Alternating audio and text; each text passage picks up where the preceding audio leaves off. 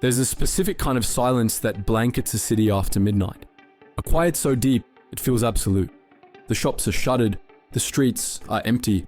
Most of the world is tucked into bed or, more likely, scrolling endlessly into the blue light void of their phones.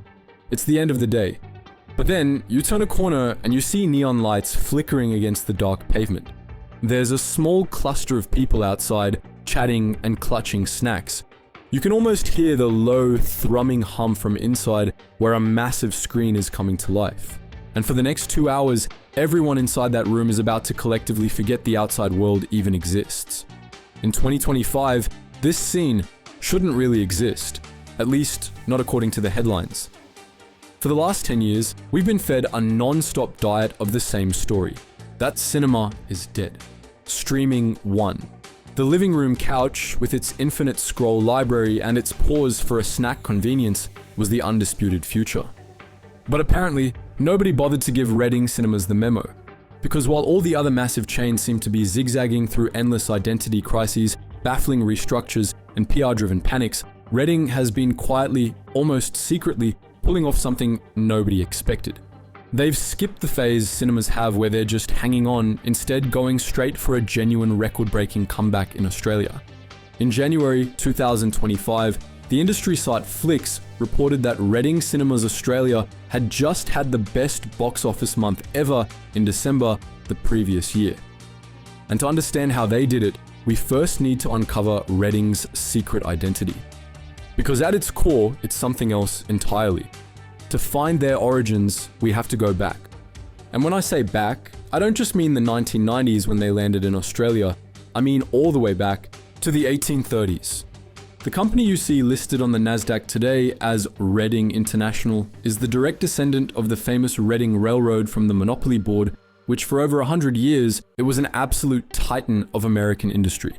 But like many industrial giants, its time came. It filed for bankruptcy in the 1970s, and its railroad assets were sold off. The company was, for all intents and purposes, dead. But a railroad as old as them owned far more than just trains. They're bound to have this one crucial asset, one that made sure trains had places to go and tracks to go there. What I mean, of course, is land. Its real, enduring value was in the land where stations, depots, and similar were. The company that rose from the ashes, which became Reading International, understood this. They knew their future wasn't in entertainment. Their future was in real estate. This real estate first DNA is the foundation for everything. So when Reading expanded into Australia and New Zealand in the 1990s, they came in with a much savvier plan than their competitors. While other chains were just renting space in malls, Reading's strategy was to actively buy and develop the very land their cinemas would sit on. That single decision is the core of their strategic advantage, and it's the one most people never see. Think about another cinema chain. Most of them are tenants. They sign a massive, expensive, long-term lease in a giant shopping center like a Westfield or a Chadstone. They are at the mercy of their landlord. When the rent goes up, they have to pay it. When a shopping center's foot traffic dies, their business will most likely die as well. They are just one shop, albeit a very big one in someone else's ecosystem.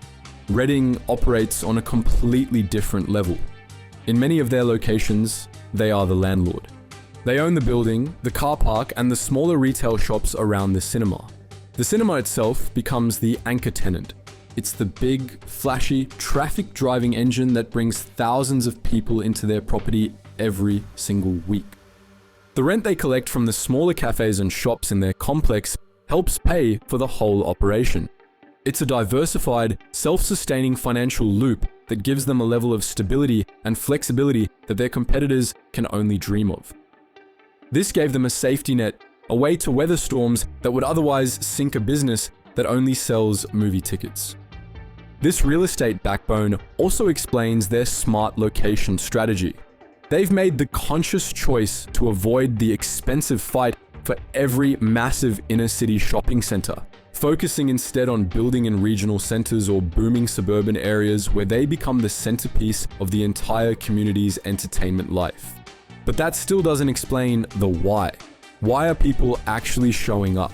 A brilliant real estate strategy is useless if your anchor tenant is empty. This is where the second part of the revival kicks in. Reading actually listened.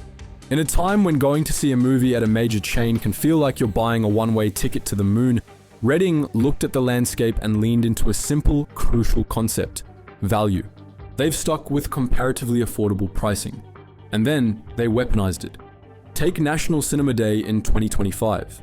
On August 31st, Reading joined a global push to get people back into the habit of movie-going. They offered $5 tickets for any movie, anytime, with no conditions. And the audience response was exactly what you'd expect: a complete stampede. It served as a powerful nationwide reminder that movie-going can still be spontaneous, exciting, and, most importantly, accessible. The low price made it an easy, impulsive yes for everyone. But that $5 day was secretly a Trojan horse.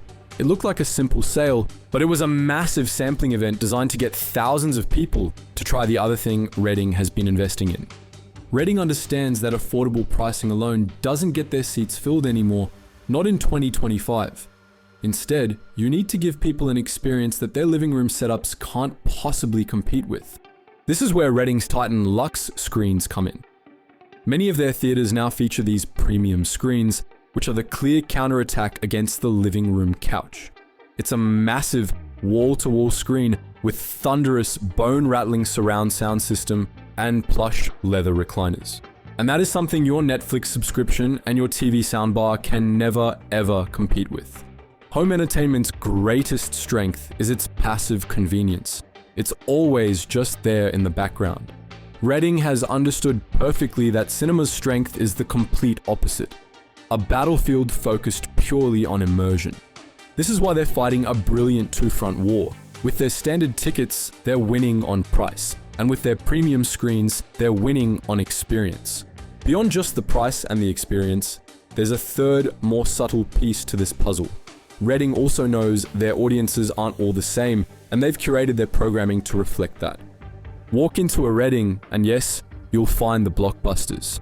But you'll also find anime marathons. You'll find classic 80s film reruns. You'll see family-friendly sessions during the school holidays and late-night cult screenings of horror movies. They're actually programming their theaters, creating a reason to visit that goes beyond just catching what's new. What Reading understands, and what so many others forgot, is that it's not about fighting streaming. You can't. Streaming's superpower is convenience, and nothing is beating them at that game. So Reading doesn't even try. What they're offering is an experience that's fundamentally different. But what do you think? Is Reading's big revival purely down to that old school immersive cinema magic like Titan Luxe, or was it a masterclass in value with their smart pricing and real estate model? And on a personal note, is that big screen dark room experience still your go-to for a night out, or have you permanently moved on to the convenience of streaming from your couch? Let us know your thoughts in the comment section below. And if you enjoyed this breakdown, don't forget to like, subscribe, and tap that notification bell so you don't miss our next video. Thank you guys so much for watching, and as always, stay curious.